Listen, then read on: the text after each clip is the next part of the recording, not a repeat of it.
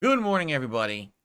On today's show, it's time to chill. After some stressful stuff going on, it's time to sit back and relax today. We're going to have a much more laid back podcast. We're going to be talking about things such as suggestions for improvement, and the schedule coming up, which is very exciting with all new games coming out, open discussion, and just kind of relaxing. Plus, today in Fallout 4, we get to do puzzles. Let's get to it, folks. It's the Level 1 Podcast.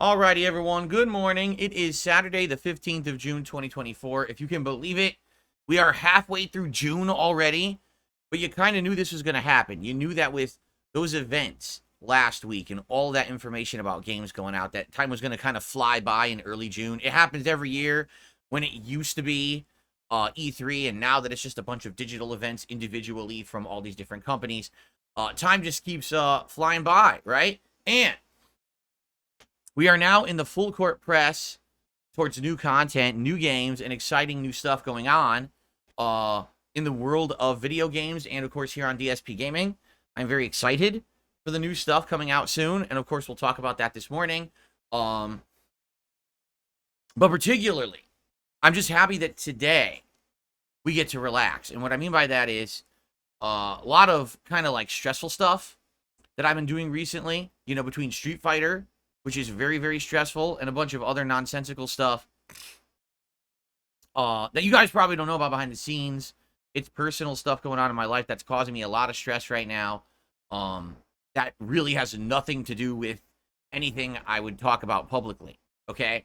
And because of that, it's kind of like, oh, I just need a day to kind of sit back and not be, you know, on the edge of my seat, jumping and stressed out. And today is that day. In fact, today on the show, I don't have news. It's not Phil's day off. I have a minor update regarding Street Fighter 6, but that's really about it. Today, what I would like to do is just kind of hang out with you guys and relax a bit and talk about, you know, possible suggestions for improvement, ideas for the future. Some people have had some interesting ideas recently, and I'd like to share them with you. In particular, you know, one of the things we were talking about just a week or two ago was this right here, and how we've had tip skulls now for a few years, and I mean, they really haven't changed. You know, at $50, I put on a pair of gunner glasses.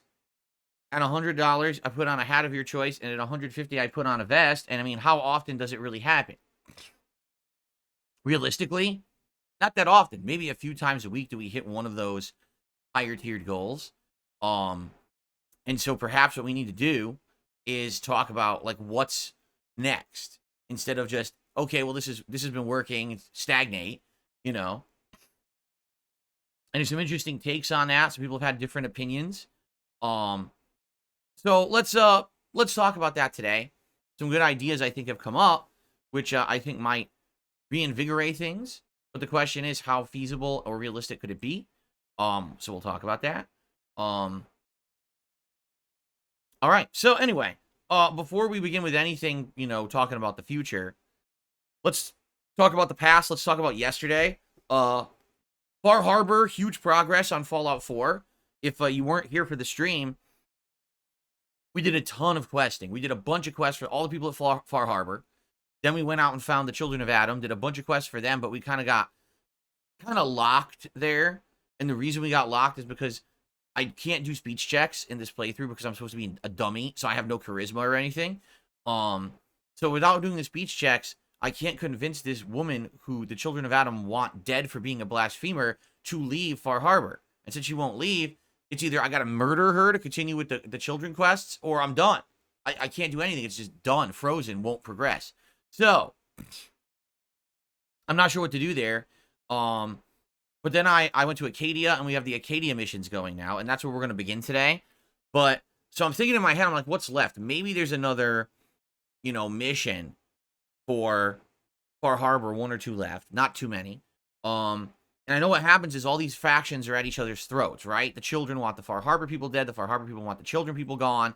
And then Acadia, like, no one really likes Acadia. And if I remember correctly, doesn't the leader of Acadia, I think eventually he wants to turn people into synths. Basically, it's just they're all at each other's throats, right?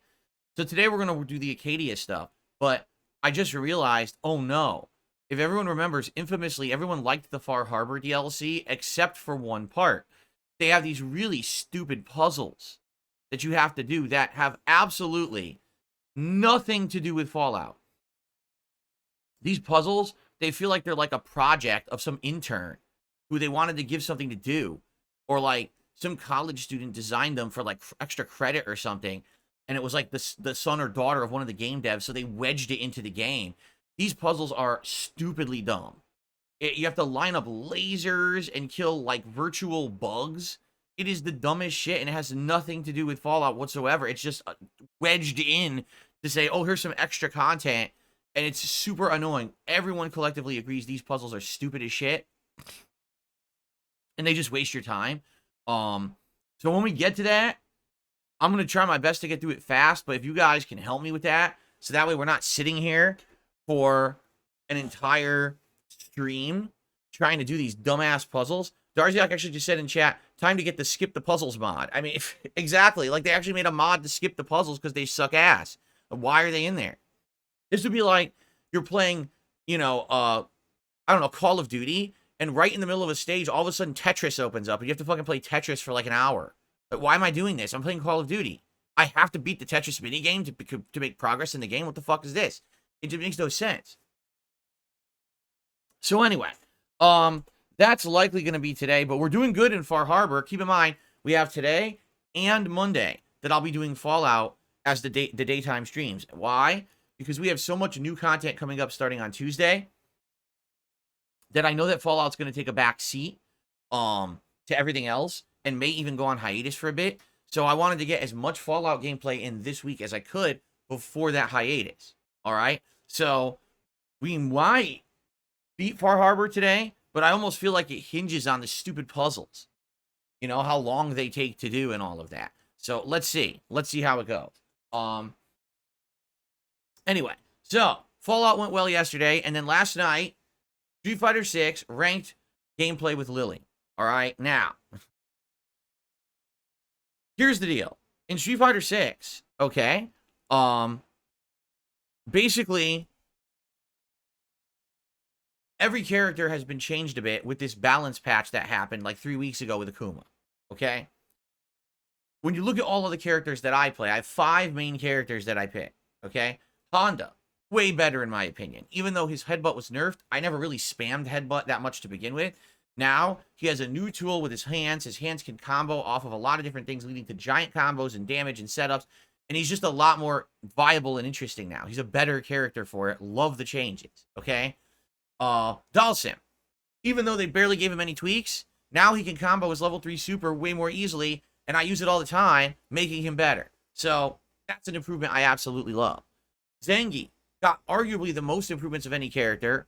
Most of his normals have been improved. His advantage on it with his normals for combo ability and for advantage on block. Just like almost all around, everything improved. And it's great. It makes him more viable. Okay? Blanca. Sadly, Blanca did get nerfed, but Blanca was already good, and with the few nerfs he got, he hasn't really been hurt that bad at all. I still really like the character. Lily.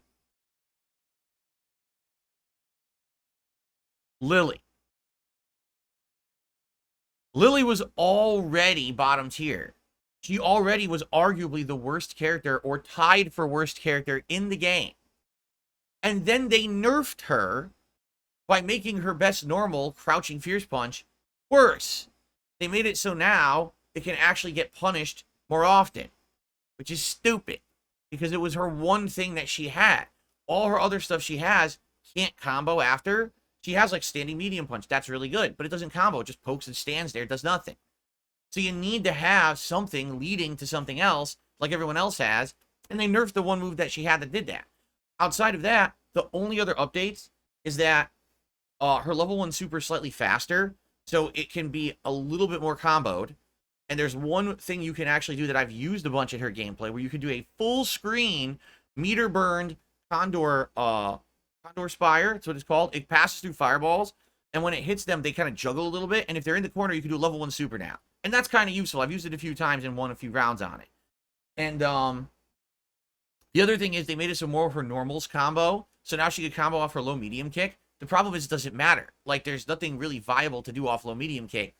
Maybe you could every once in a while do a mix-up. Hopefully, if they're blocking a hit string, you fool them by doing a low medium kick instead of her regular hit string, and then they get hit and the combo continues. But even then, it's not that good. So basically, the improvements are negligible. They don't really improve her gameplay whatsoever.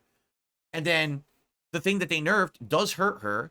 And then the one thing that universally everyone got, it's this universal wake up, where when you get knocked down now, as you're getting up, you can hold forward and hold the 2 heavy attacks, and you get this move that looks like the old drive reversal, but is faster and basically is invincible for a short period of time to knock enemies back and get them off of you. Now, this was made for characters like Lily, Zangief, etc., who don't have any invincible wake-up attacks, so they don't get locked down in the corner by the top-tier characters.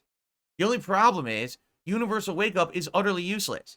Everyone expects it, and just stands there and waits for it to bait it, and if they don't see it immediately, they just immediately go back to their hit strings of throwing or mashing buttons with top-tier characters, and a lot of the times, they just bait it, and then you get a ginormous punish combo done to you if they block it.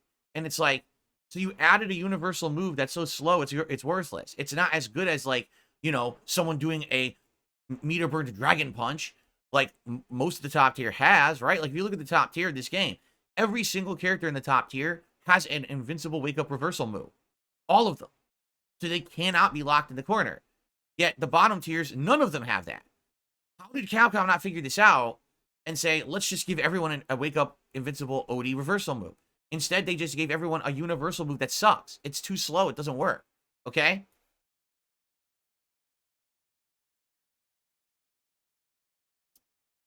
So the sad fact is, while most of the cast has received buffs, Lily is basically exactly the same. Maybe situationally, you'll get one extra round out because you combo a level 1 super or something like that. For the most part, she's exactly the same. And she was already bottom tier. So, last night I took Lily to ranked, and here's the other thing about it too.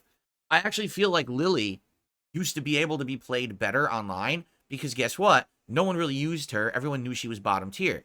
So if you were actually good with her, you would go online and you'd start getting streaks because people wouldn't know how to fight her. And you'd be able to fool them with throw mix-ups, with hit strings that they don't know, they can't get out of. Now, here's what's happened. About a month ago, El Chicote, arguably one of the best, if not the best Lily in the world, won a tournament. And when he won that tournament against an army of Lukes, if you actually look, it's hilarious. The top 8's like 1 million Lukes in him. So he fights like 3 Lukes in a row to win the tournament. And it's like, so the Lukes don't know how to fight Lily. Because as I said, since no one uses Lily, no one knows the matchup. So every Luke just falls for everything. And just dies nonstop to El Chicote. And it's impressive. El Chicote is incredibly good. I'm not, by no means am I downplaying his skill level. He's amazing. But the thing is, they lost because they're dumb and don't know the matchup against fucking Lily. If they knew the matchup, I think they would have easily stopped El Chicote, but they don't know it, so they're making mistakes. They're allowing her to fool them. And I'm like, and it's 3 Lukes as well, so it's like the same matchup 3 fucking times. So, of course, if he knows the matchup, he's going to win the tournament, right? So he wins, and what happened was, just like what happened when Ken wins a tournament, right? When Jury wins a tournament, everyone runs to the character. So what ended up happening was everyone ran to Lily. Now everyone learned Lily and knows the matchup. I'm not saying everyone's playing with Lily, because she's still bottom tier, but everyone ran and learned Lily, because El Chicote won a tournament with her. So now, the things that I used to do that work don't really work anymore. I can barely do a throw setup, because everyone just neutral jumps out of it, just like they used to do to Zangief. They just neutral jump out of everything now. I'm like, wow. So I literally can't do anything. Can't do any throw setups. All I can literally do is standing medium punch, crouching fierce punch from the right distance, trying to counter hit into combo. Or, if they're close to me, mash low jab to beat what they're doing, hopefully, and then look for anti-airs. And that's it. That's awful. That's like not even close to being viable gameplay. In a game like Street Fighter 6, you have no options then. Basically, you're just standing around doing nothing, waiting for your opponent to make a mistake. You can't really do anything because she sucks. And I'm like, damn, this really stinks because I love this character. This is one of the most unique characters in the game. But they literally buffed everyone and they just screwed her. They left her alone and give her nothing. Literally all they had to do was give her invincibility on her meter burned Tomahawk Buster, which is her Shoryuken style move. All they had to do was make it invincible. So then she would have an invincible wake up just like Ryu, just like Ken, just like Akuma, just like Juri, just like DJ, just like Cammy. I could keep going. Just like everyone who has an invincible wake up, she wouldn't be locked down in hit strings, but instead they decided to give her nothing. So now she just stands there and gets whooped. It generally pisses me off because Capcom knows better. I just think that they saw that Lily's character use was so low, they didn't care. So they were like, nah, whatever. No one's going to use her anyway. While other characters, they buff on purpose because they want to bring them back into the meta. Like, let's be honest here, right? Honda and Zangief are OG characters, right? They've been around forever. And so to have Honda and Zangief completely terrible in their new Street Fighter, it's kind of stupid. You want to have the original cast be very strong to show that it has ties to its gaming roots. If literally the entire original cast sucks, then your game looks stupid. And these are two key characters from the original cast. And by the way, they play very differently. They're not an archetype, right? You got your Shotos and your ranged projectile users, your rushdown. They're nothing like that. So you want them to be strong. So I think that's purposefully why they buffed those characters. But Lily, where does she stand? She doesn't really, she's a hybrid. She has grapples. She has some combos. She doesn't even really have an archetype. Like, you could say T-Hawk is a grappler, right? She's not. Like, what is she? I don't know. She's some weird hybrid. So I feel like they just didn't care. Like, oh, well, maybe next season we'll give a shit. But right now, from what I'm seeing, she just seems to be a wasted spot on that character select screen because she just can't hang with anyone. So I'm playing last night, and I start off in casual matches, and I actually have a really good streak, 11 wins and 5 losses with a bunch of win streaks. I'm like, oh, this is looking good. The moment I go to ranked, everyone knows the matchup. Like, literally everyone knows this fucking matchup. Everyone just stands there and says, well, I know she's going to do low fierce punch, so I'm just going to wait. I'm going to stay at range, but she can't do shit at range. So, can't really get in on anyone, right? All I can do is poke with medium punch, which is nothing. I'm getting some combos, but the moment that they hit Lily and she gets to the corner, the round is over. She has 0 tools to get out of the corner, and like I said, the universal wake up they gave everyone is garbage. It does nothing. It's too slow, and everyone expects it and immediately blocks it and punishes it. I saw people attacking, I did it, and they were able to recover and block it and then counter hit me. So, what the fuck? It's make it fast or don't put it in the fucking game. Like, Capcom really didn't know what they were doing with this. That universal wake up is fucking completely useless. So I get to ranked. I can't do anything. I'm so frustrated, right? So again, I start to get disheartened. I start to play worse. And here's the thing. I know for a fact, the first half of the night, the first hour, I was doing good. But as soon as you get on that losing trend, you start to lose confidence. You start to lose, not your nerve, but like, you start to lose your positivity. And when I lose my positivity, I just feel miserable and I start playing worse. So now I'm dropping combos. Now I'm doing the wrong inputs. I want to do down fierce. I'm doing down forward fierce instead, right? I want to do this move, anti-air. Oh, nothing. I'll be honest, there were a few times blatantly the game dropped my input. Like I went, and literally nothing happened in the game. And I'm like, now that's not me. But there was a lot of times that it was definitely me. You'll notice when I play Street Fighter, if I go on a negative trend and my attitude changes, right? I start playing worse. And there's nothing you can really do about that. What are we going to do? Walk away for like an hour? I can't. If I'm on a stream, right? So, what can I do? So here's the thing. I thought, end of the night, I thought I did absolutely atrociously bad. I'm like, dude, I probably got 10 wins and lost like 30, 40 matches tonight. I bet I did so bad. And I was so frustrated. I was like, at this point, I don't even know if I want to use Lily again. Because again, every other character is more interesting now because they've been tweaked and improved, and I'm learning those improvements, right? With Lily, there's nothing to learn. She's exactly the same. There's, the one thing they changed I'm using, right? It's crazy.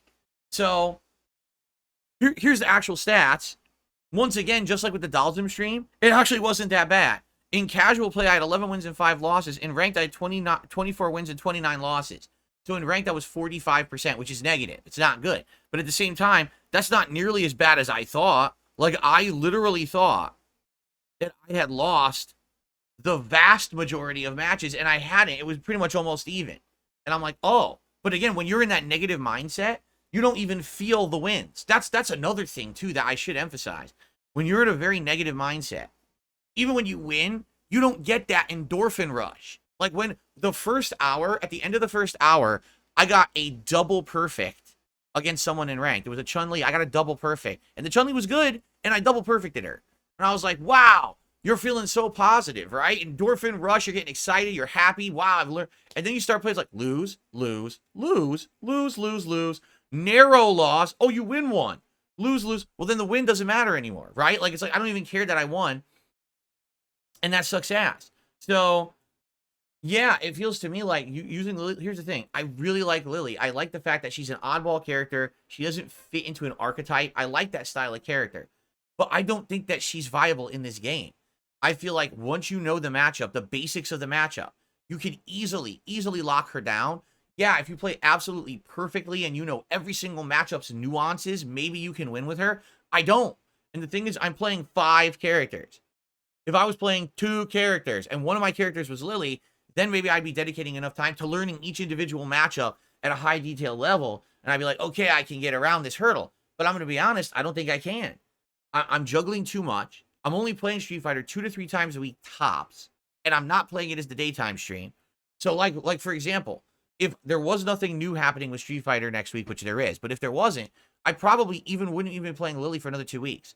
Because you figure the next stream's Zangief, then it would be Blanca, then we would go back to Honda, then we would go back to Sim. So you're talking like at least another week and a half before I even touch Lily. That's why I'm never going to learn matchups like that. And with the worst character in the game, I don't think it's going to happen. You know what I'm saying? So it's frustrating. But I don't know if it's worth it playing Lily any further when I see everyone else is better than her. Even the characters that used to suck are better now, and she's not. So it does anger me. Character that I liked and I enjoyed using, and she's an oddball character, but now everyone learned the matchup because El Chicote won a tournament with her. So now everyone knows how to beat her easily, and she just gets slapped around. And it's, like I said yesterday, the best way to describe it, it's like being bullied. It's like, I want to play a fighting game, but everyone just gradually slapping her around, pushing her down, putting her face in the dirt. What the fuck? Why do I have to feel like that playing a fighting game because you made the character so weak? Like, that's stupidity. Just fucking give her one thing to let her hang. They didn't give her anything. They didn't even bother to give her anything with the rebalance. Like, they didn't give a shit. So, yes, it's disheartening, and it makes me think that maybe that's a character that I should drop. I don't know. Maybe I should. Maybe you guys tell me. Like, some people in chat are like, yeah, just drop her and use another character or whatever. So the thing is, I wasn't going to use her soon anyway. And here's like the schedule for Street Fighter. Like I said, next stream, Monday night, I absolutely am going to use Zangief. 100%. Okay. After that, probably I want to do a Blanca stream in ranked and see how I can do with Blanca. I've been playing better with Blanca, better combos, better stuff. You know what I mean? So we'll see how it goes. But I'm hoping to continue to improve with Blanca now that I can actually do stuff on reaction and stuff. And then after that, I don't know, because the thing is, next week is Bison, right? So it's a week from Wednesday is Bison releasing. So I'm not sure what to do between then. If there's even going to be that much, because guess what? Elden Ring. Keep that in mind. Elden Ring comes out, takes big priority. I'm not even doing Friday Night Fights next week, because Elden Ring's out. I'm going to play it all day long. Okay? So there you go. So anyway, yeah, that's very disappointing. I really like Lily, but the fact that they did nothing for her at all with this update, yet they improved everyone else, and now everyone knows the matchup because, you know, El Chicote won, and everyone just, oh, I gotta prepare for this now, this influx of Lilies, and everyone just learned the basic matchup and just destroys her. It's really disheartening, and like, wow, I don't know if I want to even waste time anymore. Again, if I was someone who only had 2 mains or was playing way more, then maybe I would have the time to dedicate, but it's like, dude, it's such a losing battle. And again, it turns a night that should be a fun fighting game night into just a night of frustration and sadness and annoyance. And I don't want fighting game nights to be annoying. I want them to be fun. Even like with Dalsim, Was I frustrated? Yes, but I at least learned and had a good time. Like, by the end of the night, I was like, okay, I learned stuff about matchups. This is good. Lily is like, I don't even know what the fuck they're expecting me to do here. I feel like there's a missing button that I'm supposed to have to push to win or something. Like, what the fuck? Anyway, so yeah, Lily, I don't know. I might be dropping her. I guess we'll see. Okay. Okay. So now let's talk about the schedule. So you guys know what's going on, and then what we're gonna do is we're gonna start doing discussions for improvement and stuff like that. Okay. So today it is Fallout 4 Far Harbor. We're continuing on. We just got to Acadia, so we're gonna do some quests for the synths. Okay. And then after that, sadly, I know what's going to happen. The plot's going to push forward, and we have to do these really shitty puzzles. I don't want to do them, but you have to do them, right? Unless I get the mod to skip the puzzles. Maybe I should. What do you guys think? The puzzles are so bad. Maybe I should look for the mod that skips the Far Harbor puzzles and just fucking skip them because they suck shit, you know? Because honestly, I'd like to get to the better parts of the game and not waste time an hour on these fucking shitty puzzles. So if there really is a mod, maybe Darziak, if you know if it's for real, I don't know if you were joking or not, but maybe we should. Maybe we should just do that today. Say, fuck these fucking puzzles so we can keep playing and enjoying the game, right? But anyway, Far Harbor today. Will we finish it today? I don't know. And also, I have no idea what's going to happen because I have no charisma, right? At all. So, because I have no charisma, I can't do any speech checks, or I have an insanely low chance to do them. So, there may be some bad outcomes at the end of this DLC. I also don't remember if Nick being there influences it at all. But we'll see how it goes today. Hey, if we beat it today, great. Maybe we could do something new next stream on Monday. Maybe Nuka World or something. I don't know. It's up to you guys. So, anyway, Far Harbor today. Tonight, I'm excited that tonight on the late stream, it is my second ever session of Stardew Valley. People really seemed to enjoy Stardew Valley when I played it last week. They said that it was refreshing because I never played it before, and to genuinely see me discovering the different parts of the game, the mechanics and the like, was fun to watch. And people are like excited to show up for again and hang out for it. So Stardew Valley tonight, 6:45 p.m. Pacific time. I hope you'll come by and hang out. It's very interactive. It's very chill. And again, we had a great time last time. I'm looking forward to it again. And thankfully today, stress-free. Like, that's what I'm really excited for today, that today is stress-free. That I'm not sitting here all stressed out like I was yesterday. Instead, we could just kind of enjoy each other's company and hang out with the games we're playing. That's good. All right, especially like I said, I got other stressors going on in my personal life as well. I'm already stressed out. And I come to stream and I get fucking stressed playing Street Fighter. It's like, oh my God, no, this is the opposite of what I want. You know, it's the opposite of what I need. I need to have a good time. So today should be a good time, I feel. Okay? Tomorrow, Sunday, is React Day. It's the day when we do all React content together. It'll start off with a podcast here, and then we head over to DSP Reacts, my sister channel. And there we're going to be doing DSP versus the internet, my usual weekly clip show. And I think that'll be fun. Always a good variety of clips. Reminder to those who are members on that channel, because it's the channel members who support the channel and get to submit the clips for the show. You must submit your clips by the end of tonight's late stream. It is right after the Stardew Valley stream that I'm making the playlist for us to watch the videos tomorrow. So please get those videos in as soon as possible, okay? Cool. Tomorrow night, we are continuing on with the retro react of Rise of Nightmares over on DSP Throwback. Last week, we started this event where it was a Connect playthrough from 2011 that I did co-op, picture-in-picture, and this game is so bad. It is so atrociously bad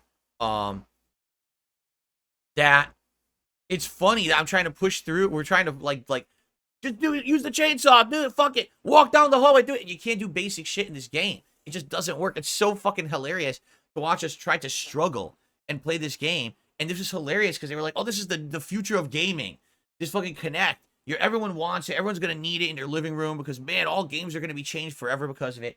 That thing is a piece of dog shit. And it's funny. So I'm excited to continue. It's a short playthrough. So after this week, next week we should wrap it up and be able to start even another thing. Probably maybe go to Dark Souls because Elden Ring will be in effect next week.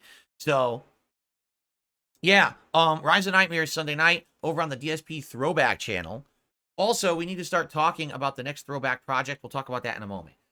Monday, more Fallout 4 and more Street Fighter 6. This time I will play with Zangief in Street Fighter 6.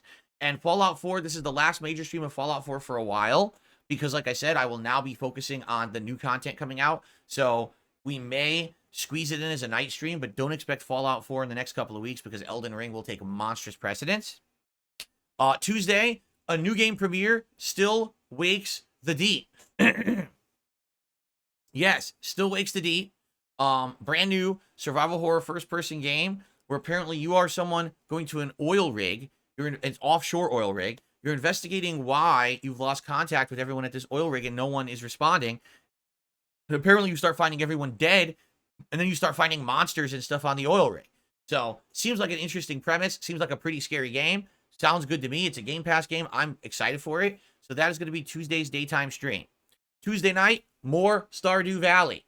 Okay? And then Wednesday, more Still Wakes the Deep. And Wednesday night, likely Street Fighter 6. Maybe Blanca stream. Okay? Or, if I'm feeling stressed out and we want to do 2 Stardew Valley streams, we may do that too. Like, seriously, if it's just working and we're really enjoying it, I might just do 2 this week. We'll see. Let's play it by ear and see what I want to do. Okay? Of course, Thursday's my day off. On Friday, when I return, it is Elden Ring Shadow of the Erdtree DLC all day long. First and second streams. 5+ hours of progress in the Elden Ring DLC this coming Friday. And then what's going to happen is Elden Ring will likely be the day streams pretty much almost the entire week coming up. Exception being Sunday, which is React Day. So that'll still be a break from it. But I am definitely excited for the DLC. It is the major, huge focus. What we'll do is we'll have Elden Ring as the entire day Friday, and then day streams for the week, and then night streams will alternate. Maybe one day we'll do some Street Fighter. Maybe one day we'll do some Stardew Valley. And like I said, maybe if we feel like it for variety, we'll squeeze in Fallout 4. But this is the reason why I'm playing so much Fallout 4 this week, okay? Excuse me. So, then, the other big thing is, after playing the Elden Ring DLC all week, probably Friday, Saturday, Monday, Tuesday, which will be crazy. Just think about that. 5, 6, 7, 8, 9, 10, 11, like 14+ hours. We may be halfway through the DLC by the time that we hit Tuesday, okay? On Wednesday, that's the release of M. Bison in Street Fighter 6. And absolutely, positively, yes, I will be playing M. Bison in Street Fighter 6. I want to explore this character. I want to see if it's a character that I like and a character that I will consider using long term, or if it's a character that I'll just try out and then probably not play again. So, that'll be the week. What a crazy week, right? Like, that's going to be a jam-packed week full of content. By the way, today's the 15th, not the 14th. I have the wrong date on Nightbot. Let me fix that. I have the right games and the right times and the wrong date. There we go. I just fixed it. So, yeah. So, that should be fun this coming week. All new content. Like, a horror game, a DLC for Elden Ring, and a new character in Street Fighter 6. And that's going to take us into July. Sounds great, does it not? Okay, then. By the way, one thing. If anyone knows how long Still Wakes the Deep is, because if I end up liking it, I'm wondering if we can beat it in 2 streams, like Tuesday, Wednesday, if it's a really short game. Or if it's actually a really lengthy game, in which case we have to figure out a way to balance it in the schedule. Because I don't really, as you heard, I didn't really plan on playing it the Elden Ring week. But if it's a good game, people might want it. So, we'll have to see. Anyway, so that's what we're doing for the coming week. Fair enough? Okay, good. All right, now, what I would like to do, 6 to 8 hours, you heard? Maybe we'll beat it over Tuesday and Wednesday then. Okay. What I'd like to do now is I got a really good suggestion regarding the future streams and how I do stuff. What I'd like to do is just read through it here, okay? And by the way, yes, this is from Overpowered Boone, who frequently gives great suggestions about stuff to improve, and we actually have implemented many of these suggestions here on the streams that I think have helped a lot, okay? So here's OP Boone's suggestion. Ready? Okay, in regards to the recent discussion about tip goal rewards, so just so everyone knows the way it works, if you don't, maybe you don't know, I have a tips goal on every stream of $50. If I hit it, thank you. I consider that a well-supported stream. I'm happy, and I put on a pair of Gunner glasses. Typically, it's been these, but actually yesterday, just for variety, I actually put on the old classics that I had for over a decade. All right, they look a little different. These are rimless.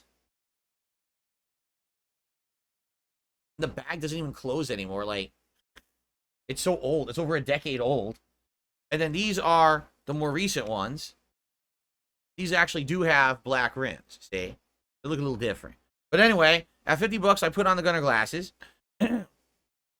Then, if people support higher than that, go above and beyond, if we hit $100 in tips, we do a pull for a hat. And I have like 12 or so hats in the closet. Like, I have silly ones like Pikachu or Bender from Futurama. I have a giant Viking hat. I have a cowboy hat, a red fedora, a hat that has fake hair on it.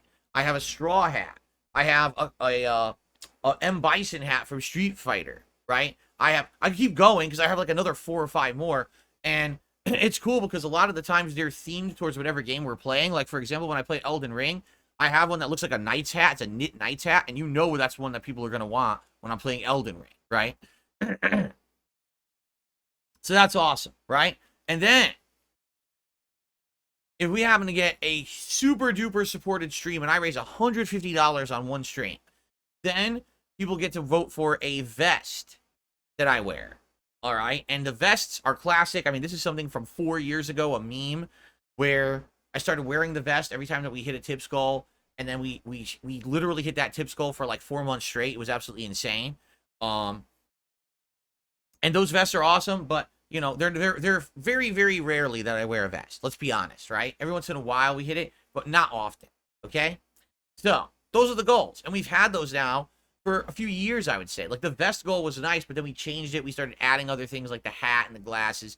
And now we have all these tiers, but it's been like this for a while. And as you can see, there's actually emotes in chat of me wearing various hats and things. And there was emotes of me in the vest and stuff. So, you know, it's become part of the culture of the streams, which is great.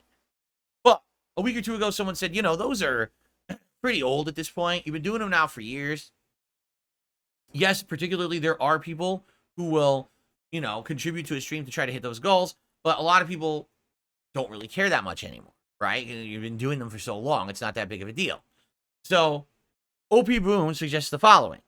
I think you can pivot to introducing rewards akin to the 8-ball you had a while ago. When people tip a specific amount, which was $8 with the 8-ball, something special comes out of it. It used to be you would shake the 8-ball and read a response to the tipper's query. So, for example, I used to have an 8-ball, a magic 8-ball that was donated by a fan. And if someone tipped $8, I would say, thank you for the $8 tip. I would play this specific animation. Now it says 87 because I didn't fix it. It would usually say a supporter tipped $8. Okay. It was $87. But then they would ask a question and I would shake the 8-ball and read the answer. The problem is magic 8-balls don't last very long. It lasted less than a year. And the whole thing wore out. You couldn't even read it anymore. And after that, it faded out and no one really cared that much anymore. So we stopped doing those. So what OP Boone is suggesting is have things happen on stream as a result of a certain level. So let's say, for example, somebody tips me $20 exactly. Well, because you tipped $20, something happens on the stream. Now, the thing is, it shouldn't be intrusive. It shouldn't detract or take away from what we're doing on that stream. So if I'm doing a react show, it shouldn't be something that takes up a ton of time and takes away from the reacting. If I'm doing a gameplay stream, it shouldn't be, oh, we have to completely stop playing for 10 minutes. It should be something that's quick, but something that's fun or silly or interesting that people would want to tip to see. Okay? So, he says, this could work better than goal-based rewards where you only put on glasses, hat, or vest if you reach a threshold. And this could work better for both parties as the tipper would get a reward regardless if the community as a whole comes together to hit that specific amount. And you would have the flexibility to wear glasses when your eyes get strained after a couple of hours of nonstop gaming, or wear a relevant hat or a vest to celebrate a game, etc. Yes, what we were talking about recently was that I don't put on or do stuff for tiered rewards because maybe I just want to wear them for fun. Like, what if we're just having a good time on a stream and I'm like, you know what? And I go grab a hat and I put it on. Come on, boys. I'm going to go on a rodeo. And I put on my cowboy hat because we're doing something in the game that feels like you're wrangling something, right? Or, you know, I'm playing Street Fighter. I just want to toss on the M. Bison hat and act like the dictator. Like, game over, or something like that, right? Right now, I can't do that. I'm actually limited to putting on the glasses, the hat, or the vest to hitting a particular support goal. I literally can't be spontaneous to do that stuff because it's already locked into tiers. And if I'm just doing it without the appropriate level of support, then it destroys the idea of it being a reward, right? Right? Okay, let's continue. Some other examples where this was successful in the past, when you would allow viewers to the ability to name a Pokemon, build a project in Minecraft, fly a specific place in Flight Simulator, drive a specific car in Forza.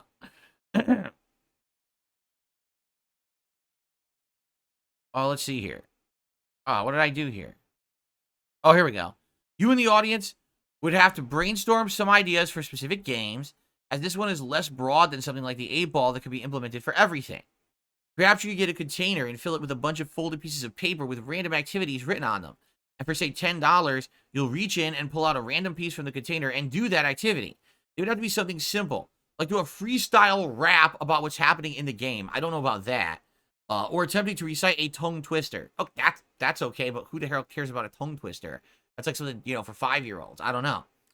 Simple tasks that can be done quickly without disrupting the stream, while still remaining entertaining, fresh, and new every time. You could add some mystery, suspense, unexpectedness, lightheartedness, and comedy to the streams, and the tipper would feel more satisfied than if they just helped get the stream 20% closer to wearing an article of clothing. Okay? All right. These activities should be no more disruptive than if a tipper just asks you a question directly, like, hey, can you tell a dad joke? Or, hey, do you know the lyrics to X song? And you answer their question or start singing that song on stream. If anything, it would make those segments more interesting, as no one, not even the tipper, would know what will come out of the mystery jar. You could also allow tippers for a certain amount to submit activities to write down and put into the container for the future. Like someone tips $5 and says to add an activity to the mystery jar to see how long you can balance an object on one finger. 0 seconds, right? A few activities that could be written and randomized. So basically he says, these are some activities, some of these he came up with and some are randomly generated. So you know where this came from, right? So I'm not saying we're doing any of these, but let's read some of the suggestions. So, tell a dad joke, sing a line from a random song, tell a short embarrassing story, start complimenting everyone in chat, tell a one-liner pun, do your best animal impression, perform a quick stand-up comedy, recite a random fact, tell a short riddle, tell a short ghost story, do a 10-second beatbox, recite the alphabet backwards. You know what's funny? I can't do that at all. Like, I know if you get pulled over and they suspect you're drunk, they'll say recite the alphabet backwards. I don't think I can do that now. And I'm sober. That's hard to do. Tell a short anecdote about your pet, real or imaginary. Recite a quote in a funny voice. Tell a short family-friendly joke. Make a funny face and hold it for 10 seconds. Tell a short, funny childhood memory.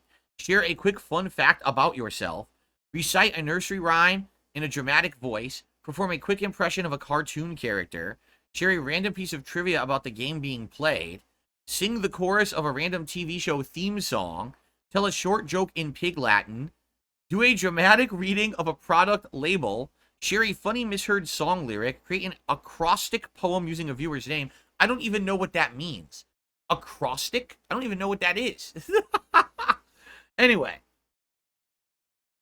I think you guys get the picture.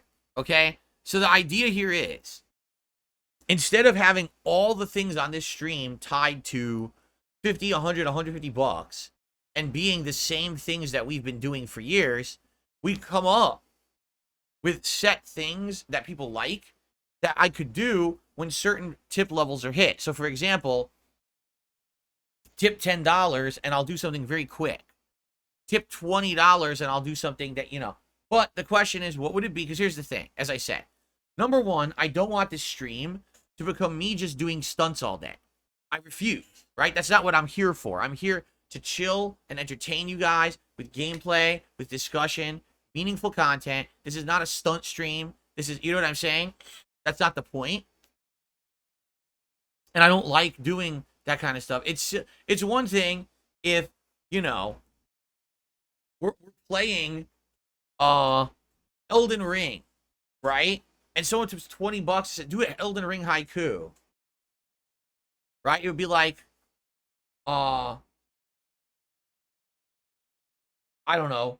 Crush me, evil guy. Stabbing me through my heart. Ouch.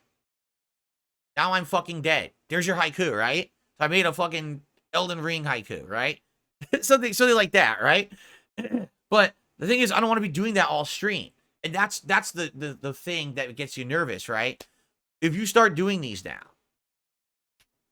and let's say, for example, I have ones for 10, 20, 50, 100. We have tiers of rewards and things that I'll do for big tips, right? That's all well and good. Oh, and by the way, another thing, since this is now no longer related to a running goal, it could also apply to super chats. So if someone does a $20 super chat, oh, I'll do something, right? It could apply to books. People for years have been asking, why don't you do things for super chats, right? So this would be a way to maybe implement this for super chats, correct? There you go.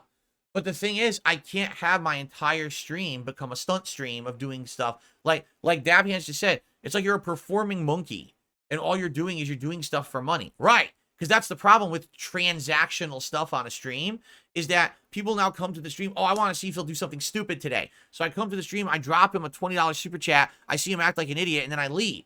And I don't care about the content he's putting out. And that's not what I want this stream to become. There are tons of streamers who do this. I'm well aware of it. There's streamers on Twitch, like, this is all they do. They sit there and do fucking stunts all day. They'll write your name on their arm, right? They'll fucking do something stupid. They'll blow, they do dumb stunts. That's the whole fucking stream. And they make hundreds upon hundreds of dollars a stream doing this, by the way. They make more money than me just doing stunts, okay? I don't want the streams to become this.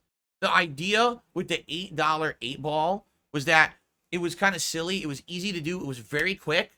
And people didn't necessarily want to do that all the time. It was maybe once or twice a stream we see the 8-ball, and that was nice, right? For me, I don't want to be doing that all stream.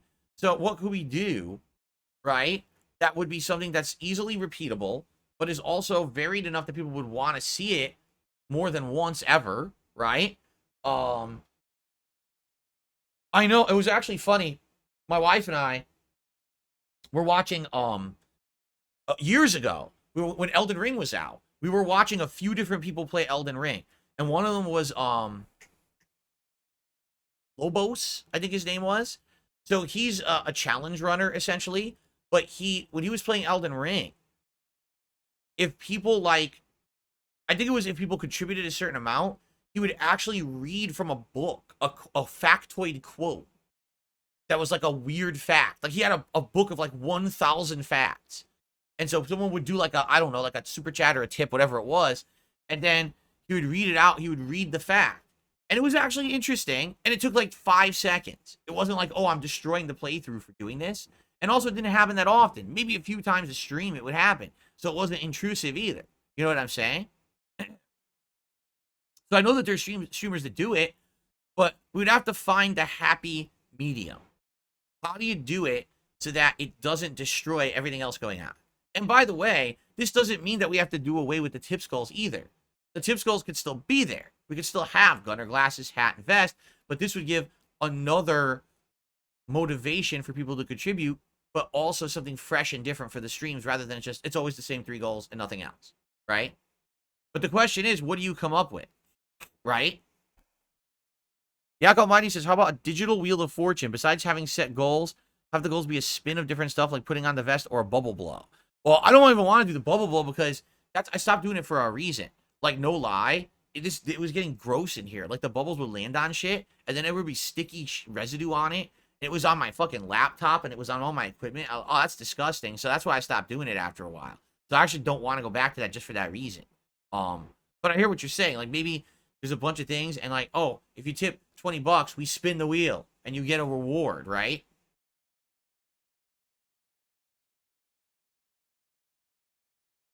Zombie Circus says, what if your reward is related to the game in Fallout? Let the contributor control what weapon you use. Because that would never work because it would always be constant trolling. Just like with the game Choice Chamber. Remember when I played that on Twitch many years ago? So there was a game called Choice Chamber where the audience controlled gameplay elements, right? And so when I did it, it was always, always give Phil the worst weapon. So I had to try to beat the game with the worst weapon because they were trolling. If you did that, let's say it was $20, choose my weapon in Fallout. It would always be, I'll just use the weakest, worst fucking weapon possible. And they would just keep doing that. It would never end. It would always, you know what I'm saying? Because that's how these people are. again, what I want to do, I don't want to make the stream and the quality of what I'm doing on said stream be degraded by this. Here's the thing. If you give that level of control, now the playthrough or the content I'm making gets affected negatively, and that's the problem. Now, here's the difference. If I'm specifically doing a stream or a playthrough for this, then it's okay. Like if it's, okay, tonight we're going to do the Fallout stream-controlled run, where you control what I'm doing in Fallout, because if you contribute, you pick my weapon. You pick what mission I'm doing, right? That's okay, because then it's you, that's specifically made for that, correct? So that would be a specific thing I do, as opposed to, well, this is already my Fallout 4 run that's supposed to be a serious run, and now it's being controlled and ruined by a bunch of trolls, right? So that's the thing, like, I'm okay with that as long as we schedule it out that way, so that people understand that's what it is, right? Right?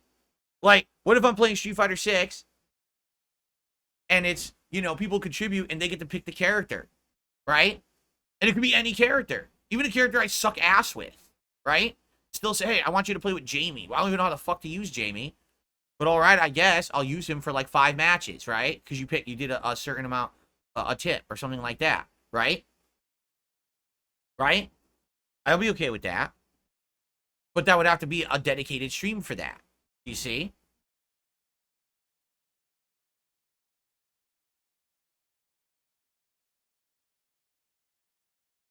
So I don't know. These are the things to talk about. This is what I mean. Like, I want to do improvements. I want to change stuff. I want things to evolve. But everyone seems to have different ideas. Like, for example, the people who are fans of me know me as a Let's Player who's serious about the playthroughs I do. I'm not fucking around and making shitty Let's Plays. I'm trying to do a serious, unspoiled, first-time Let's Play of games, right? So if I let people have influence over the Let's Plays like that, you've changed the content. Now it's more important for me to be streaming and making money and doing things directly as a result of support, rather than, oh, the main focus was to do the playthrough first, and then all that came as a result of it, right? And that's a problem, I feel. I'll be honest, I think that's a slippery slope that a lot of content creators go down. I think people who do that, it's fine. Like, there's nothing wrong with that content. It's just not the content I make. You understand? It's not. It's never been. My content has been more focused on, do you actually like this game or not? Do you want to see my honest opinions on said game and my take on the game, because I'm actually taking it seriously? I'm not just booting up a game, fucking around for a stream, and then dropping it and never playing it again, and I did a bunch of stunts for income during that stream, right? That's not me. I've never done that, right? So, again, it's okay if I did that, right? But then it would have to be separated from the other content. You know, my Fallout 4 stream today, I would not want to be completely dominated and negatively affected by people tipping and saying, okay, so don't use that knife anymore, it's too good. Use this shitty pipe gun that does 0 damage. Oh, by the way, you have no ammo for it. So how the fuck do I play the game now, right? So now the stream's shitty, but oh well, I made $5, right? But I mean, it's not worth it. You got to figure out the happy balance, the happy medium of how to make it work. Spin the wheel is a good idea. You just have to figure out what goes on the wheel. Right. I'd have to sit down and say, what are things that are viable for a stream?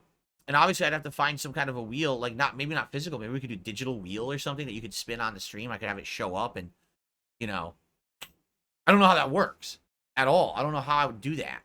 It couldn't be like a picture. It couldn't be a video. Like, what the hell would it be? I don't even know. I really have no clue. Right?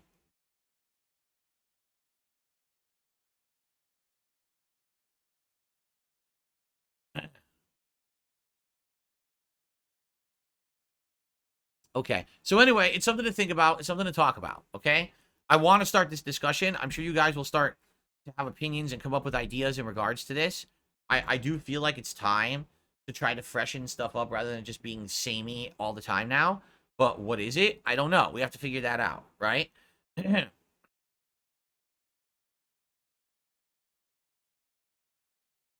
Now, the other thing, all right, that we have to talk about on DSP Throwback, we are very quickly approaching the end of Fallout 3. Likely like 2 more weeks, and Fallout 3 will be done. I think I just uploaded 18 videos, and there's 19 left. And each video of Fallout 3 is roughly 3 to 4 parts edited together. So if you do the math there, yeah, it's probably like about 2 more weeks roughly, and then Fallout 3 will be done. So probably heading into like July, we need a new playthrough for DSP Throwback. And some of the ideas I had, number one, I'm thinking about what's left for posterity purposes that isn't on the internet anywhere. And there's a few pieces of content. There's the unfinished Dante's Inferno playthrough where I played the game for like, I want to say I played it like 2 sessions. So it was probably like 4 or 5 hours. I'm not exactly sure, but I think it was a decent amount of gameplay. I know I beat like the first 2 levels and I got to the 3rd, and that's when I stopped playing it. We've got a very brief amount of gameplay from Kung Fu Panda, the video game, where I was actually drunk when I was playing it. We've got a trip that I went to New York City with John and Howard, and we did various different things while we were there. But those videos are nowhere. We've got the Suicide Kings online co-op in Red Dead Redemption 1. Basically, I went online for a whole day of co-op with John Rambo, and a bunch of other people joined us online, and we were running around doing stunts and trying to find creative ways to die and stuff like that. And it was pretty fun.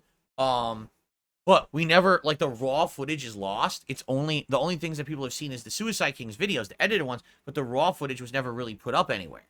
So we could do that. So that's just stuff for posterity purposes that we can do.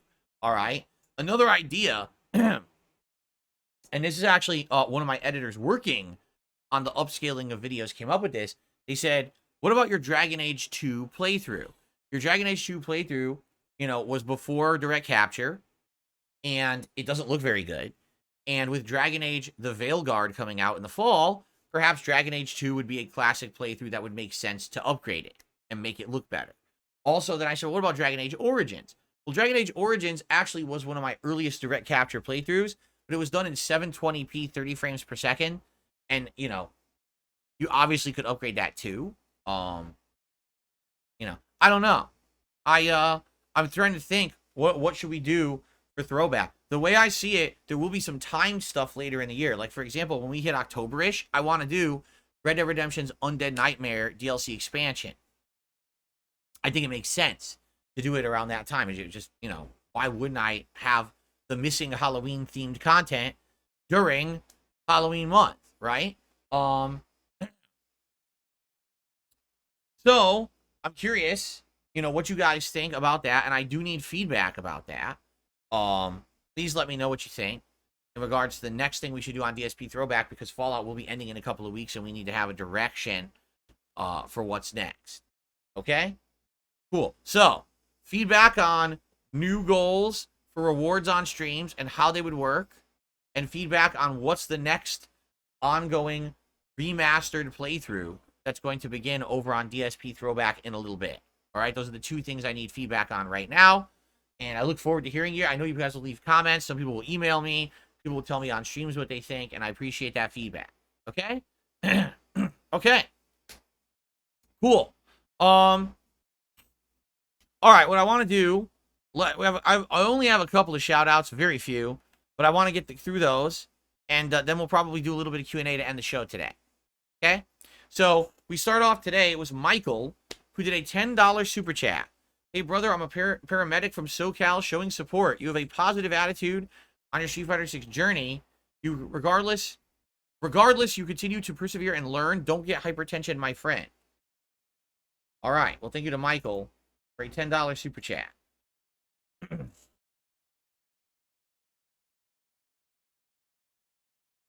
Cool. I also received a $1 tip from World. Now that Lily has been dropped, don't remember 100% saying that I was dropping Lily. I love how people come to these ridiculous ultimate determinations, right? Never said 100% that I'm dropping her. I just said that I'm feeling disheartened and I may have to drop her to focus on the other characters, but I don't know yet. And I mean, well, now that you dropped her, well, I didn't say I did, so stop putting words in my mouth, please. I hate, again, with people, it's like absolutes. It's like, either you're in love with something or you absolutely hate it. Well, that's not the case. That's not life. That's not realistic. In life, a lot of the times, there's things you got to think about. There's things you got to consider. There's things that you have mixed feelings on. Like, I like Lily as a character, and when I play with this character and I'm winning, I'm actually having a great time. I like the fact that she's a hybrid where you can do throw mix-ups and traps, but also you can do some nice combos and juggles, but it sucks ass that she's terrible. It just does, you know? Okay, anyway, I'm going to just ignore the first part of this tip, and let's read the rest of it. Would you consider playing Marissa or Manon? You said you're not into rushdown characters. I feel you could be good with either of them. They both take skill to play at a high level. I think Akuma isn't the character for you. He's not your style. I recommend Manon or Marissa to refresh Street Fighter 6. I did play with Marissa. Don't you remember? I actually was using Marissa relatively early on and for the first few months of Street Fighter 6. And oh, my nose, just in my left nostril today. And actually I was doing pretty good with her. She was actually one of my better percentile characters. And then I had one stream where I did pretty bad, and I was like, I don't know if I really want to keep with this character. Here's the thing with Marissa, right? She is the kind of character that, like, you look for the one hit, and if you could get that one giant hit, then you get a ginormous punish combo, and then she kind of can dominate for the rest of the round because the character is so down on health. That's how she's played. But it all relies on getting that one hit. And if you don't get that hit, and you're, again, very annoying matchup when you're fighting the top tiers who are they pester you. They're constantly in your face. Non-stop safe hit strings. Won't stop fucking pressing buttons. Then all of a sudden it's a throw mix-up. It's like, oh. She's a slow, lumbering character. They gave her super armor for a reason. They want you to go for that one big hit that will ground the opponent and then lead to the giant, like, comeback feel of the game. But I'll be honest, I don't think I really like her anymore because I do feel like the entire thing is like get lucky, get the hit, and then win. And I don't like that. Like, a lot of Marissas that I play, they literally mash medium punch. And by mashing the button, they'll somehow beat me. Like, they'll actually get, a hit came in and beat my normal. And now they get a giant, like, 60-70% punish combo. Because they literally said, "Durr," mashing the punch. That's stupid. That's dumb gameplay. You weren't even executing a pattern. You literally just mashed the button a bunch next to me. And it just stuffs what I'm doing. And you get a giant reward for mashing that button. I don't really like that. I don't. So, Marissa, I don't think so. As for Manon, like, when I first started playing with Manon, I didn't understand how to use her. Because I started right at the beginning of Street Fighter 6, and I'm thinking, tick throws and stuff. There's no tick throws anymore. They don't exist. You can't tick throw anyone because they did away with that ages ago. The throw setups for her are unique and different from previous Street Fighter games. Her combos also are different. Like, if you look at how she's played, her combos are very different. And a lot of the times, the way I see it is she's fishing. If you don't know what that means, it basically means she has good normals, but she's not a character where, like, it's a guarantee that she's going to hit. So she's constantly fishing for hits. Meaning, I have a really good, that low medium punch she does, that's 2 hits, and then on block, it pulls you towards her. That's a move where she's fishing for a hit. And if she gets a hit, that could lead to a combo or a throw setup. But if it doesn't hit, well, now she has to start fishing again to try to mix you up. And again, that's a kind of gameplay that, like, it can be rewarding, but I don't necessarily know if it's something that I like, especially when Zangief, I feel, is similar, but plays better in this game. Like, Zangief is also, he's fishing for a hit from mid-screen, and if he gets it, he can drive rush into a combo, or he can drive rush into a throw mix-up. But Zangief is just better than Manon. At this point, like, he used to be bottom. Now with this improvement that they made to him, I actually feel like he's better. Like, he's probably upper mid-tier, I would say, from what I'm seeing anyway. And I feel like if I was going to pick a character that's like a throw character or a grappler character, I would want to pick Zangief. So, in regards to Marissa, I just feel like she's too one-dimensional, fishing for the one hit, get the one counter hit, and then giant win or nothing. Like, there's no in-between with her, right? So I don't really like that character build anymore. I tried it. I actually played with her a little bit. I didn't find it very satisfying after a while. With Manon, I feel like I would rather play Zangief, who's a similar style of character. You see? So, those two particular characters, no, I'm probably not interested.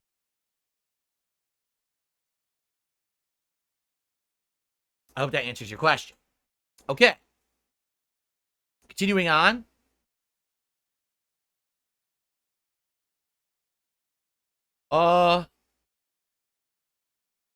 Someone took me $1.09 and says, "My friend, how on earth do I pronounce this name?"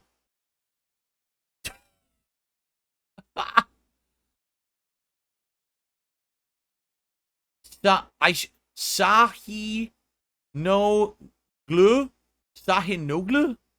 My friend Sahinoglu thinks you're very handsome and you have pretty and charming eyes. Well, there you go. Thank you so much for the compliment, anonymous tipper. I have no idea how to pronounce that name. I've probably butchered it horribly, and I'm sorry. But you have to know what you're getting into when you try to get me to pronounce a name like that on stream. You know that I'm a buffoon. And I don't possess the mental capacity to pronounce names like that. You got to be careful about what you're asking for. From me, I'm not exactly a genius, okay? There you go. Thank you for the tip. All right. Now I'm going to open up the chat to open discussion and comments. If you tag me in the chat, we can have a little bit of back and forth before the show ends. If any further contributions come in, I appreciate that. I'll shout them out. Remember, my goal is to try to hit $50 on this stream, and anything else that comes in is just much appreciated and helps, so thank you. Am I going to play Dragon Ball Sparking Zero in October? I don't know. I'm not saying absolutely no, but I am kind of tired of Dragon Ball. Always doing exactly the same plots and the same things. So I don't really realistically know what they could possibly do with this game that would be interesting. So it's up to you guys, really, I guess. I'll have to see as we get closer to the game when there's more information on the modes and stuff. But for now, I'm just kind of like, meh. Not really hyped for Dragon Ball anymore, right? Any chance to play Dark and Darker? It's free and hot right now. Again, someone mentioned this yesterday. I don't remember if it was on stream or like in the pre-stream, like in the chat. I don't know what it is. I guess people are saying it's a game on PC that's something to do with horror. Right now, we sadly don't really have any time in the schedule. Like, I'm trying to get as much Fallout in this week as possible. We got Stardew Valley. We got a new game coming out Tuesday. And then we got all this other stuff that's going to take priority. Maybe that's something for the future, but really, I don't have time to squeeze in a game right now. Will I be playing Warhammer 40k Space Marine 2? It's a maybe. I played the first one many years ago, and I'm pretty sure I liked it. So again, if people want it, perhaps. Leonardo says, since you changed your opinion on Destiny based on what you saw from Cat, would you consider replaying Cyberpunk in the DLC? It's really fantastic in its current state.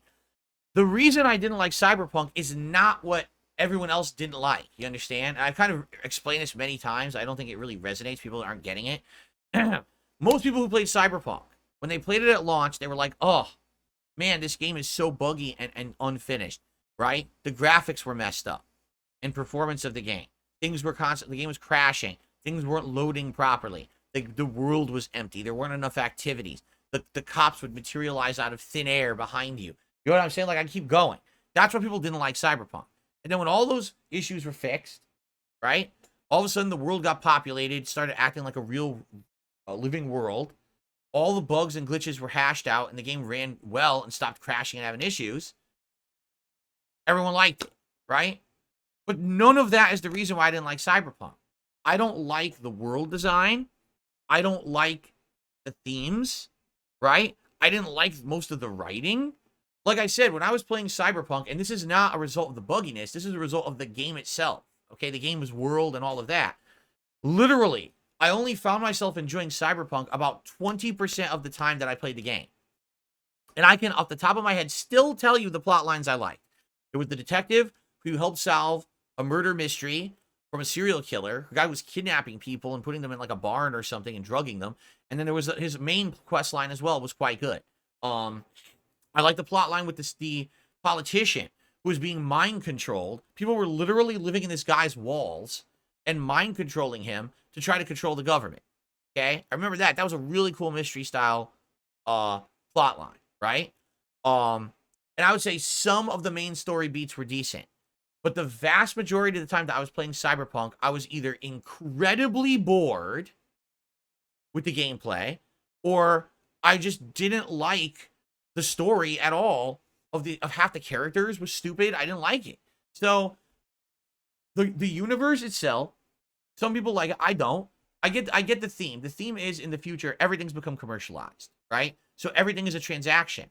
Even like there's no real love. Everything, the sex is now you pay for it. So you could buy body parts to over sexualize yourself, and you could do this. And it's just everything's become this hyper commercialized society. But the first time you see the billboard of like a giant dildo or whatever, you laugh and say, wow, that's shocking, because you don't see that in real life. The 100th time you pass by it, you're desensitized and it's just stupid, And the game really shoves its themes down your throat heavily to the point where it's just annoying. At first, it's like funny, you laugh, and then you realize, no, that's the whole game. Like, the world is like that, and like, damn, this isn't even like a good world to hang out in. It's kind of fucking stupid, and I understand the theme, but it's just not entertaining to me. Like, I'm playing the game to try to have fun, and when I try to have fun, I'm just not having fun with this game. I really feel like the gunplay sucked because it felt too samey from other franchises. The stealth hacking gameplay sucked. It felt like Deus Ex. The plot wasn't that good. You know what I'm saying? So again, the things that were fixed to make the game complete and feel like, oh, the world wasn't populated enough and vibrant, it was too glitchy and all that. None of that really was the reason I didn't like it. They didn't change the entirety of the game. Like, the plot isn't different. It's not a different world. You're not in a different society now. They didn't change the entire game. It's all the same. So I'm not going to like the game now, magically, in 2024, because they finished it. I just don't like the game, right? That would be like saying you played Dark Souls and it was a buggy, unfinished mess. So they fixed it, but you go back to play it. Well, I just didn't like it. It wasn't that I didn't like that it was buggy. It's like the game, I just don't like that style of game that's over difficult. So I don't like it, right? Same thing here. If I don't like the world, the atmosphere, the major gameplay mechanics, and things like that, I'm never going to like the game. They have to, it has to be a different game. That's why I don't play it. I don't seek to put myself into positions to play stuff that I know I'm not going to like, right? In the case of Destiny 2, you can't, I didn't even mention this yet. Did you know, how hilarious is this? They removed the original game. When you play Destiny 2 today, you can't even play Destiny 2 from launch 7 years ago. It's gone. They've removed it from the game. You want to know why? Because it sucked. The original Destiny 2 game was terrible. It was boring as dirt. They actually got rid of it to hide the fact that it was so bad. Now you can only play the DLC campaigns. How funny is that? Because my wife yesterday was playing it, and she's like, well, I just want to play the base campaign of the game now. I see all these DLCs in here that I can play, but can I just do the main story? And I looked it up. No, the main story is gone. They removed it in 2020. It's completely gone. You can never play it ever again.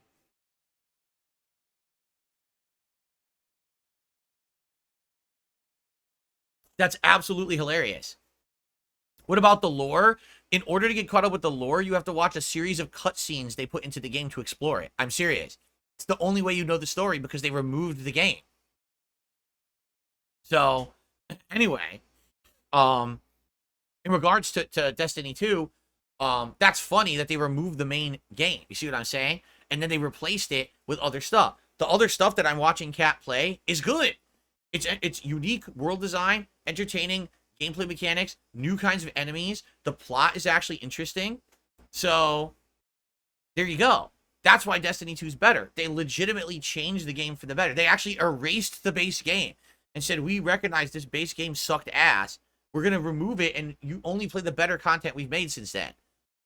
So, if they deleted Cyberpunk, right, and they made a whole new game, essentially based on the same engine, but with better plot and better stuff that doesn't focus on the crappy themes and things that the Cyberpunk focused on, then maybe I'd be interested in it. But to my knowledge, that's not what it is, right? So there you go. Anyway, that really got to me. We looked it up and we were like, wow. They actually deleted the entire base game of Destiny 2. It doesn't exist anymore. So she could never play the game that I played in 2017. It doesn't exist.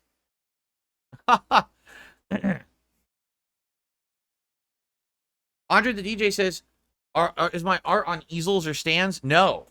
You don't know what this is on? Do you want to see?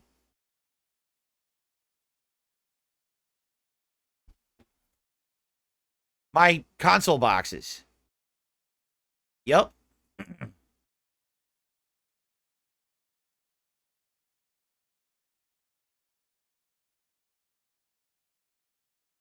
There you go. They just sit on console box. This is my Xbox console box right here. Okay. I received a $10 tip. It's been a while since I tuned in. Good to be back. I'll support when I can. Looking forward to your stream today. Thank you. An anonymous $10 tip. Whoever this is, welcome back. And thank you for supporting the stream. Hope you enjoy Fallout today. I seriously might mod Fallout so we don't have to do the I don't have to do the puzzles. If there's a mod, a no puzzles Far Harbor mod, I might do it.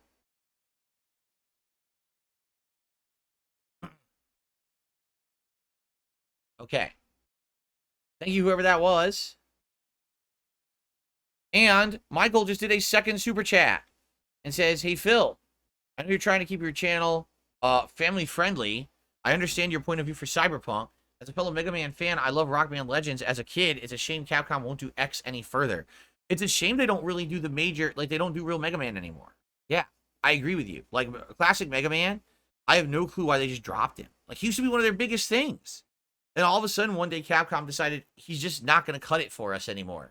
I mean, this is after Mega Man, Mega Man X, Mega Man Zero, Mega Man 64, right? Mega Man Legends, and then Mega Man, what was it called? All those not mobile games, handheld games? Was it like Mega Man .net network or something like that? I can't remember what it was called.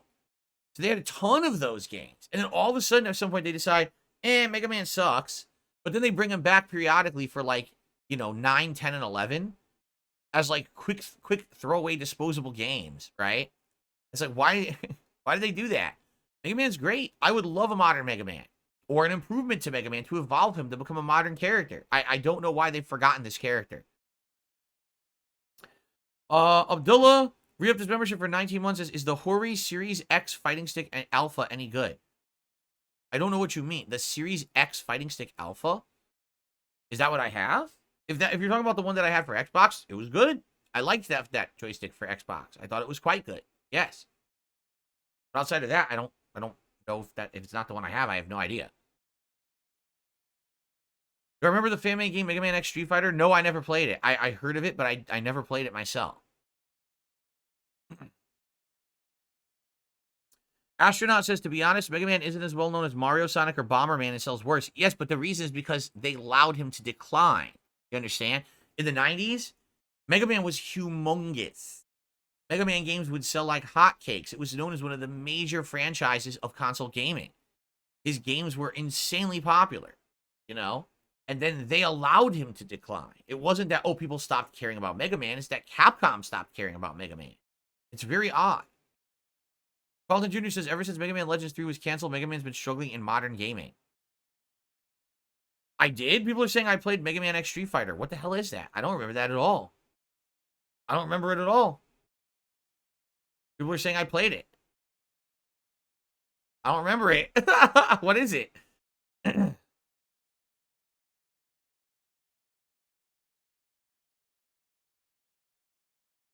Yeah, Dentronic says, yes, I remember in the 90s it was hard to even rent Mega Man games. Yeah, they were always out. You go to the rental store, they never had them. They were always out. A classic Mega Man style game where Street Fighter characters were bosses. I have no recollection of this game. None. It must have been a one-off thing I did quick and I never paid attention to it.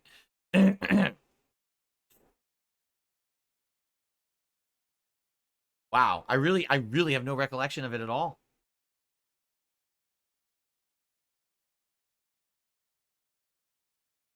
Would I like another Prototype game? No. If you remember, Prototype and Infamous came out around exactly the same time, and I compared the two directly, and I was like, Infamous is just much better. Like, Prototype was an interesting idea, but it never really was implemented that well. In the sequel, you would think that they would have made it better, and honestly, I don't think the sequel was much better than the first one.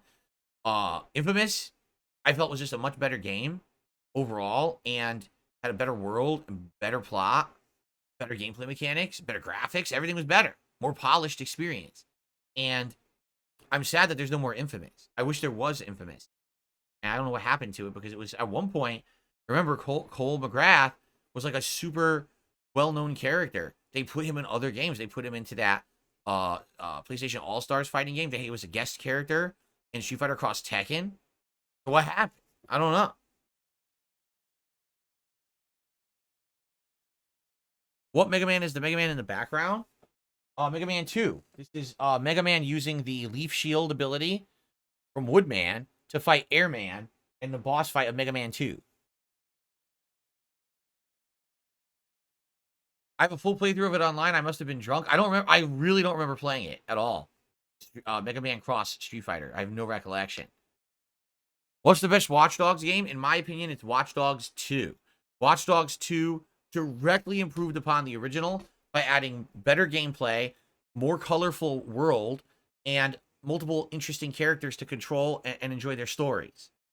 And they had meaning they had character development and you cared about them, unlike Watch Dogs 3, where every character is disposable. Carlton Jr. says, your playthrough of Prototype almost made me unsubscribe. You made it a point to never upgrade your character in that game. You never explored the gameplay. Wow.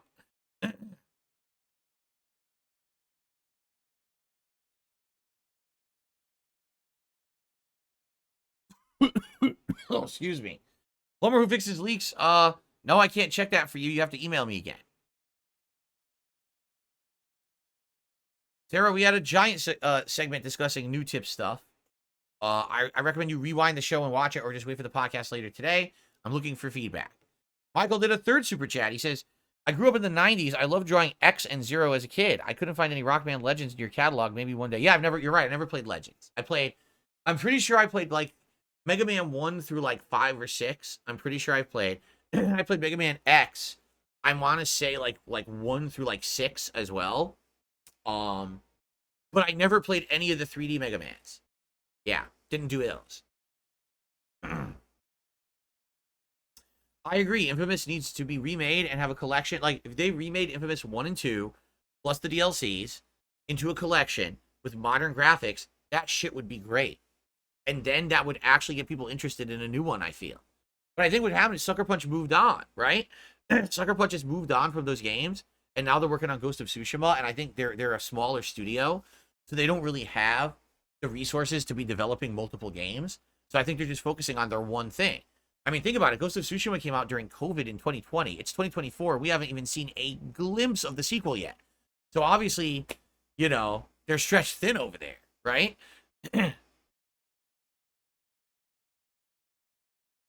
I'm never going back to MK1. I hate the game. I really do. I've no desire to play it ever again.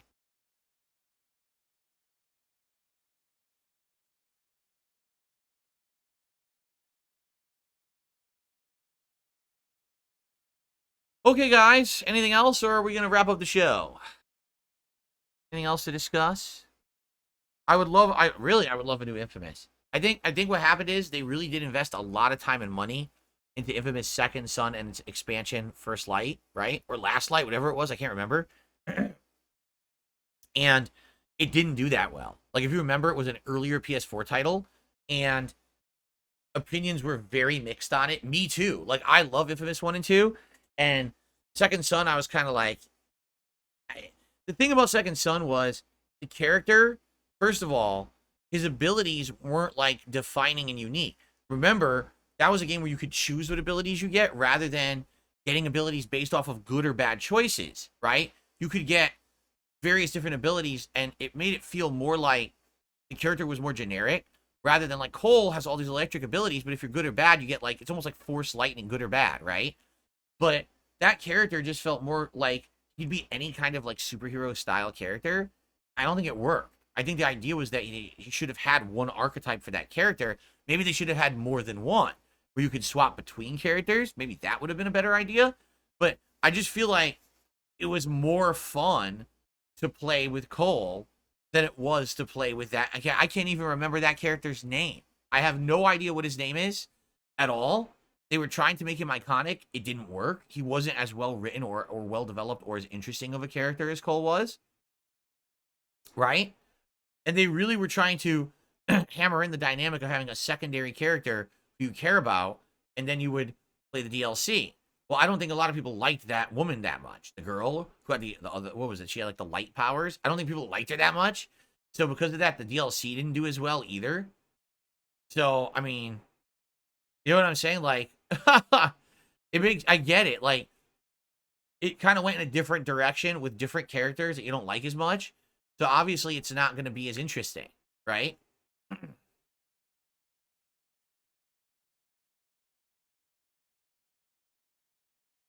His name was Delson? Oh. I don't even remember that at all. I have never played a settlement game like RimWorld, City Skylines, or Prison Architect. So I don't know if I would like them or not. I have done some sim-style games. For example, I did the Jurassic World game many years ago. I played the game where it was the university I played a year or two ago. It's a university with different themed schools. I can't remember what it was called. So I've done some of those. They never really stick that well. Like, I play them and some people like them, but they don't usually do that well, so. Do I realistically, I think I'll ever go back to Final Fantasy VII Rebirth? I have no clue. I have no clue. But if there's going to be a time to do it, it would be sometime in July or first 3 weeks of August. Okay? That would be the time to do it. Because in July, there's literally no high-profile releases whatsoever. There's a few what-if games that I may or may not play, but nothing big. I'll be playing the Elden Ring DLC, and I'll be doing Bison and Street Fighter, but that probably will only take up maybe the first couple weeks of July. So if it's going to come back, I think it would probably be like mid-July into mid-August. But I just don't know if there's enough demand for it. You got to think of it this way, Sarah. If people didn't show up for when I played it and it was new, right? There was a stream. It's a new release. I'm 20 hours into the game. I had like 200 viewers. The people who were here were literally in chat saying, this game sucks, it's boring. And there was no support on that stream whatsoever either. So it wasn't even like, oh, there was 1-2 big fans who want to see it and were supporting it. Like, literally, the stream was completely dead. And I'm like, this was not what I was expecting at all. I did not think that people would be this tuned out from the game. I thought it was going to be a hit. Remember, I was saying I thought this was going to be one of the big hits of the year? It was completely the opposite. And the reason was very simple. RPG overload burnout. Baldur's Gate 3, Like a Dragon Infinite Wealth, and then Final Fantasy VII in that proximity doesn't work. It's too many drawn-out RPGs. Now, I'm not really doing any drawn-out RPGs right now besides Fallout. Fallout's a very different kind of game, right? If I brought back Final Fantasy VII now, would it work? I don't know. But I think that would be the time when we think about it, right? It would be probably around mid-July. Once I finish the Elden Ring DLC, right? Once things are calming down with this slew of new things releasing in the next week, that would be when we sit down and we say, does it make sense to bring this game back? Or do we just say, forget it and never go back to it? All right? I'm okay with bringing it into rotation. I just got to find a way that it works and we can balance it with other varied things so that people aren't bored, right? I really don't want to be playing this game and I'm playing it for me and me only. Because that's what it felt like. I was sitting there playing it and I was trying to understand it and have a good time. And everyone was just so disconnected from the game and didn't care about it. And it was very disheartening to me that that happened. Like, man, I thought the opposite. Like, I was convinced this game was going to resonate. People were going to like it. It did. The first one did. Final Fantasy VII Remake, people liked. This one, no. This one's the opposite. I don't understand why. So what can I say?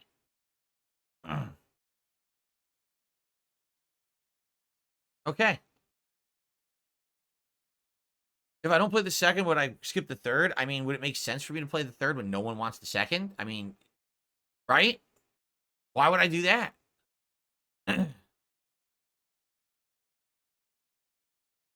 No, I don't read comics anymore, but when I did it, X-Men was my favorite comic book.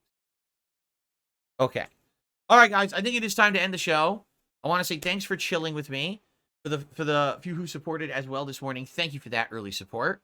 Let's wrap it up. Well, Michael did another super chat. He says, maybe for throwback game Rockman Legends from a fellow 90s gamer, you'll love it. They say Legends is like the 90s Dark Souls of Mega Man. How would I play it exactly? Like, I wonder where it's available. It has to be on a modern console, or it has to be able to run on my mini PC. So as long as it's available in one of those, formats, maybe I would consider it. I've never seen it, or I know exactly what it is. I remember how it looked, but I've never actually seen it or played it. So, like, I've seen it in magazines and stuff.